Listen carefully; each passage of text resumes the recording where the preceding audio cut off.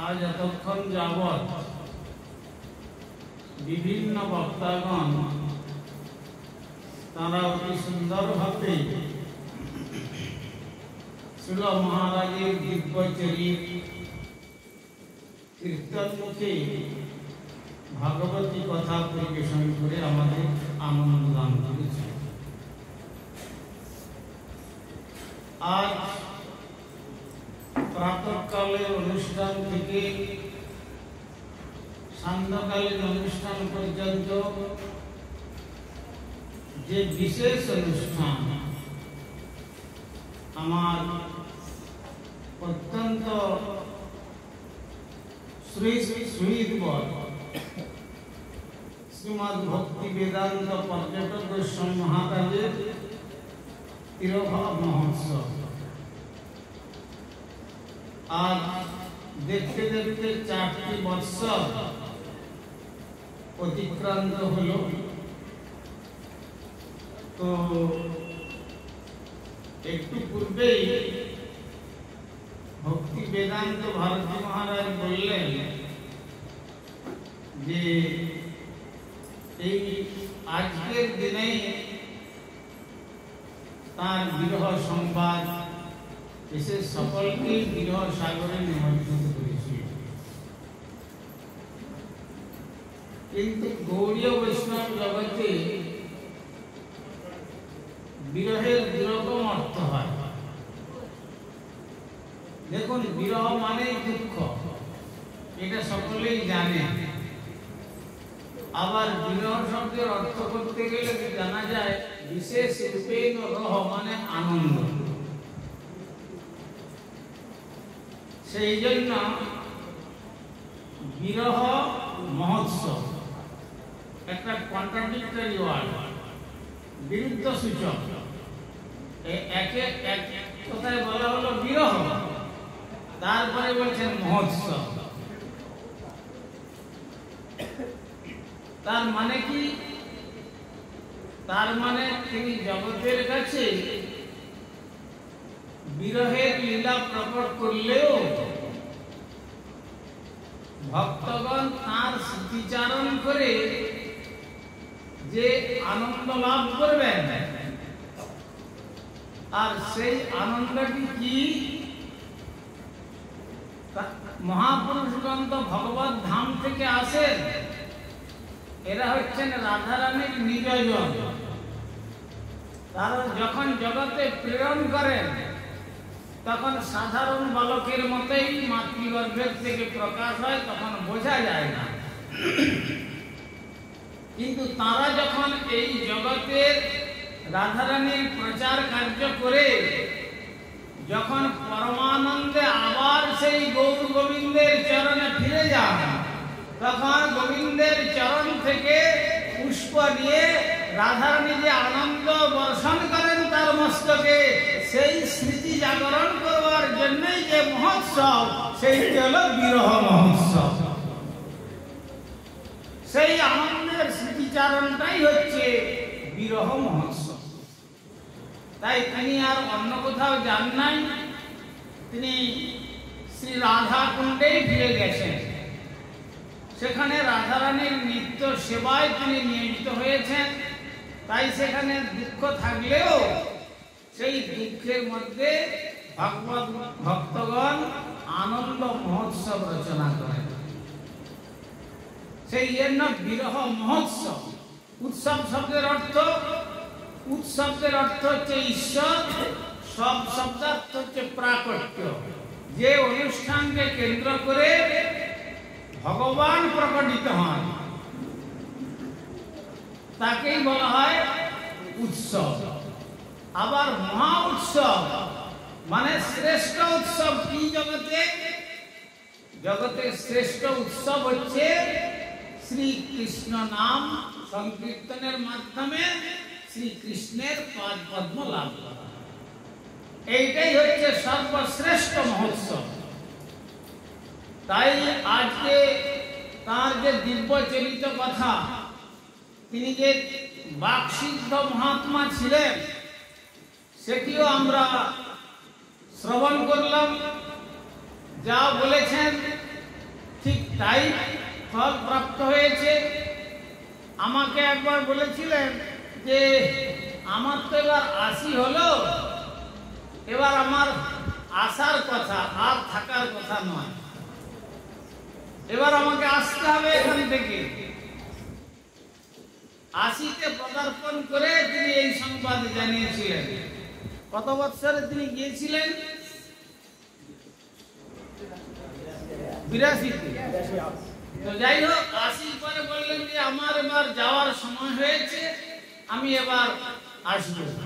তো যাই হোক, তো যেমন তিনি তাঁর এই দিব্য লীলা জগতে প্রকট করে আর সমুদ্র হিমাচল সর্বত্র গৌর গোবিন্দের বাণী প্রচার করে যেভাবে তিনি তাঁর স্বধাম যাত্রা করেছেন, সেই স্বধাম যাত্রার স্মৃতিচারণ মহোৎসব আজ বিশেষ রূপে সংগঠিত হয়েছে।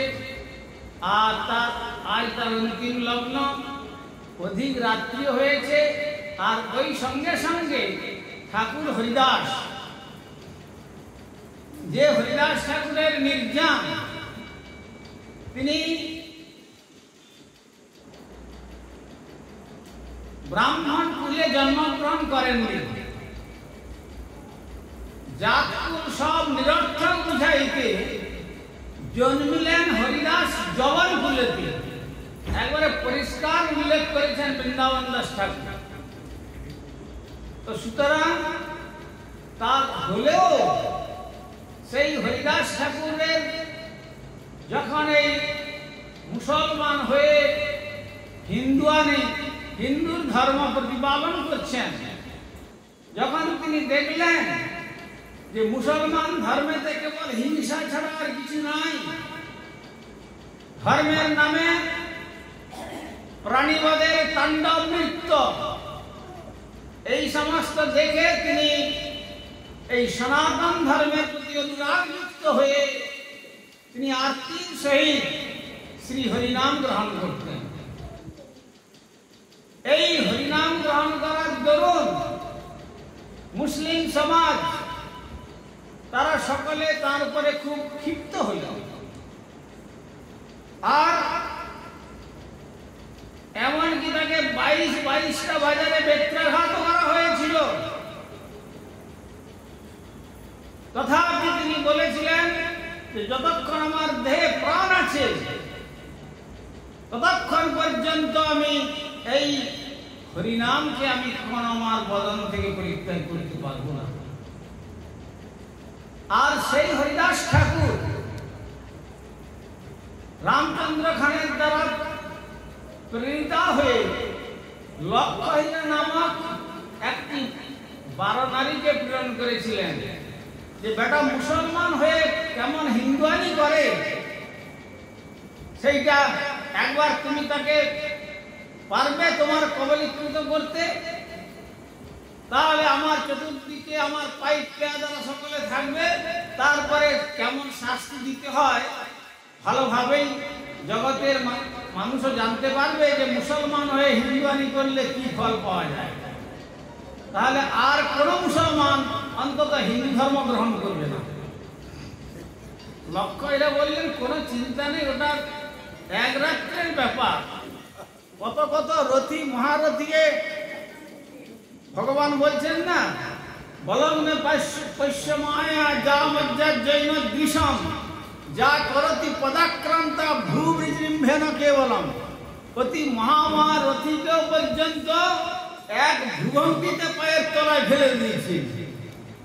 তো সুতরাং ও বেশি সময় লাগবে না। সেই লক্ষ্য এরা তখন অতি সুন্দর ভাবে শৃঙ্গার করে আর সেই হরিদাস ঠাকুর বর্তমান যে বেনাপোল অবিভক্ত বঙ্গ ছিল, এখন বিভক্ত হয়েছে বাংলাদেশ, পূর্ব পাকিস্তান, সেই বেনাপোলে হরিনাম করছেন যখন আরতির সহিত। আর সেই লক্ষ্য হীরা সন্ধ্যার পর এসে বলছে, হরিদাস এ তুমি কি করছো? এই না তোমার প্রথম যৌবন, আর এ সমস্ত কি করছো তুমি? তুমি এক কাজ করো, তোমার যৌবনের নৈবেদ্য রূপে আমি এসেছি, তুমি আমাকে গ্রহণ করো। কবিরাজ গোস্বামী বলছেন যে অঙ্গ উঘাড়িয়া দেখায় হরিদাসের সম্মুখে, এমনকি তার গুপ্ত অঙ্গ পর্যন্ত বস্ত্রনাবৃত করে তাকে প্রলুব্ধ করতে চেয়েছিল। কিন্তু বৈষ্ণব ধর্ম কাকে বলে দেখুন। হরিদাস ঠাকুর বললেন, তোমার মনের আকাঙ্ক্ষা আমি সব শুনলাম, আমি তো গুরুপাদ পদ্মে আমি প্রতিজ্ঞাবদ্ধ যে প্রত্যহ 3 লক্ষ নাম আমি জপ করি। আচ্ছা, এই যে তুলসী দেবী আছেন, এখানে এই আসন নিয়ে বসো, হরিনাম সমাপ্ত হইলে করিব তব প্রতি আচরণ। হরিনাম যখন সমাপ্ত হবে তারপরে আমি তোমার অনুরূপ আচরণ করব তোমার সঙ্গে। আসন গ্রহণ করলেন, আর হরিদাস ঠাকুর আত্মীর সেই হরিনাম করছেন, হরে কৃষ্ণ কৃষ্ণ কৃষ্ণ হরে হরে, হরে রাম রাম রাম হরে হরে। আর এই শ্রীনাম করতে করতে অশ্রু কম্প পুলক বৈবর্ণাদি ভাবের প্রকাশ হচ্ছে। আর হরিদাস ঠাকুর মনে মনে নাম গ্রহণ করতে করতে স্মরণ করছেন, ঠাকুর আমি সব ছেড়ে তোমার নাম আশ্রয় করে পথে জীবন আমার, আর এখনো কি পরীক্ষার শেষ হলো না প্রভু? এই বলে তিনি তার অন্তরের বাসনা, অন্তরের আরাধ্যদের শ্রীহরির পাদ পদ্মে নিবেদন করছেন, আর শ্রী আত্মীর সেই নাম জপ করছেন। আর ওই লক্ষাইরা তার মুখের দিকে তাকিয়ে ওই নাম শুনছেন। মহাতের শ্রীমুখের নাম যতই শ্রবণ করছেন, শ্রবণ করতে করতে মনে হচ্ছে তার যে কখন নাম সমাপ্ত হবে। যে বাসনা ছিল তার যত নাম শ্রবণ করছে মহাতের শ্রীমুখ থেকে, তত তার কানের ভিতর দিয়ে অন্তর মন্দিরে প্রবেশ করছে নামের ধ্বনি। আর নামের ধ্বনি প্রবেশ করে তাকে আকুল করে দিচ্ছে। আর তাকে তার মনে হচ্ছে যে আমি কি করি এখন আমার মনে হচ্ছে একে যে প্রলুব্ধ করবার জন্য এসেছিলাম, মনে হয় আমার যথা সর্বস্ব ছেড়ে দিয়ে আমি এই হরিদাস ঠাকুরের চরণে আমি আমার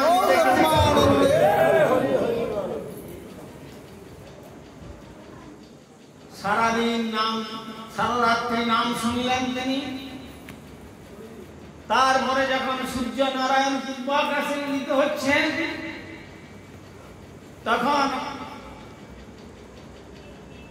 রামচন্দ্রকান্ত বলেছিলেন, তোমাকে আমি যা পারিতোষিক দেব, আর তোমাকে আর দেহ ব্যবসায় জীবনে আর করতে হবে না, যদি তুমি আমার এই কার্য সম্পন্ন করতে পারো। তখন হরিদাস ঠাকুর বললেন, কি ঠাকুর তুমি না কথা দিলে, আগে তো গুরুদেবের যা আদেশ সেই গুরুবাক্য তো প্রতিপালন করেছি, কিন্তু সূর্যদেব এসে গেলেন, কি করব?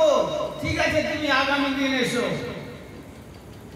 আগামী রাত্রিতে যখন আসলেন, তখন এসে যে তুলসী দেবী ছিলেন সম্মুখে, সেই তুলসী দেবীকে নমস্কার করে আর প্রণাম করে আবার আসন গ্রহণ করলেন। ঠিক একই ঘটনা ঘটল। তারপরে তৃতীয় দিবসে বেশ্যার মন ফিরে গেল, বাহুতুলি প্রেম হরিনাম কীর্তন। তৃতীয় দিবসে তার মন সম্পূর্ণ পরিবর্তন হয়ে গেল। আর বলছেন যে ঠাকুর আমি এই দেহের ব্যবসা করে এত আনন্দ লাভ করতে পারি নাই, এই 3 দিন যাবৎ 3 রাত্রি যাবৎ তোমার শ্রীমুখ থেকে নাম শ্রবণ করে যে আনন্দ আমি আস্বাদন করতে পেরেছি। তো আমি তাই আপনার চরণে প্রার্থনা করি, সেই আনন্দের কণামাত্র আপনি আমাকে ভিক্ষা প্রদান করুন, যেন আমি আমার বাকি জীবনটা এই আনন্দ মহোৎসবেতে আমার জীবনকে উৎসর্গীকৃত করতে পারি, আর পাপের পঙ্কিল আবর্ত থেকে আমার জীবনকে উদ্ধার করে যেন আমি সত্য সত্য আনন্দের সন্ধান লাভ করতে পারি। তখন হরিদাস ঠাকুর বলছেন, দেখো মা, তুমি যেদিন প্রথম এসেছিলে আমি ওই দিনই চলে যেতাম, কিন্তু আমি দেখলাম তোমার হৃদয় আকাশে কৃষ্ণরূপী সূর্যের উদয় হয়েছে বটে, কিন্তু সেখানে সামান্য ক্ষুদ্র একটা মেঘ এসে যেন তোমাকে আবৃত করে দিয়েছে, তাই তুমি জানতে পারছো না। তাই এই 3 দিন হরিনাম শ্রবণ করে তোমার হৃদয় এখন নির্মল হয়েছে। তুমি যাও, নারীর সৌন্দর্য মস্তকের কেশ, সেই মস্তকের কেশ মুন্ডন করে আর গঙ্গায়, পবিত্র গঙ্গায় স্নান করে গলায় তুলসীর মালা নিয়ে দ্বাদশ অঙ্গে তিলক রচনা করে এক বস্ত্রে তুমি এসো, আমি তোমাকে সেই সম্পদের সন্ধান প্রদান করব। তাই যখন তার কথা শ্রবণ করে লক্ষ্যরা এলেন, তখন লক্ষ্যরাকে বললেন, এই নাও সেই আনন্দের সন্দেশ।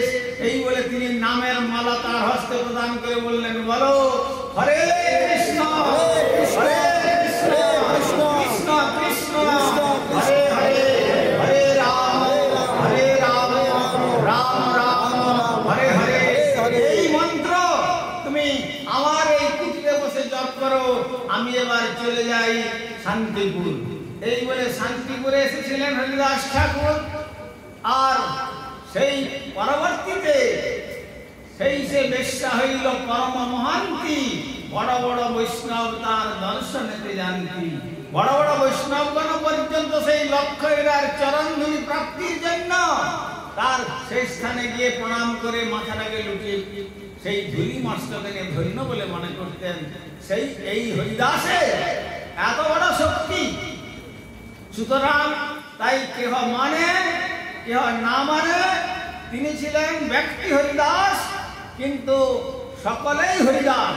কেহ মানে কেহ না মানে, সব কৃষ্ণের দাস। যে মানে তার হয় শ্রী গোলকেতে বাস, আর যে না মানে সেই পাপে তার হয় সর্বনাশ।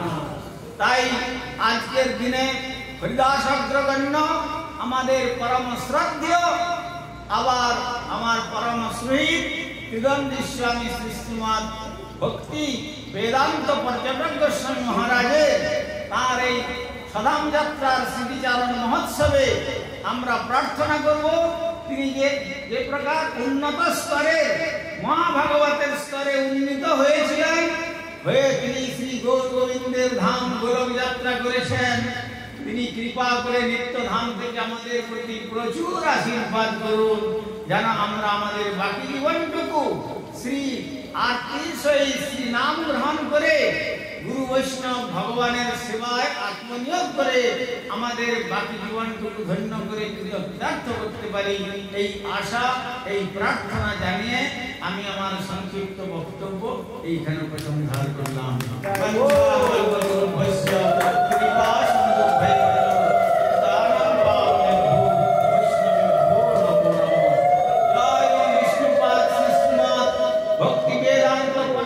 गोस्वामी महाराज की तिरोभाव स्मृतिचारण महामहोत्सव की श्री गौड़ीय वेदांत समिति की जय, उपस्थित त्रिदंडी पादगण की, श्रोता भक्त मंडली की जय जय, श्री श्री निताई गौर प्रेमानंदे।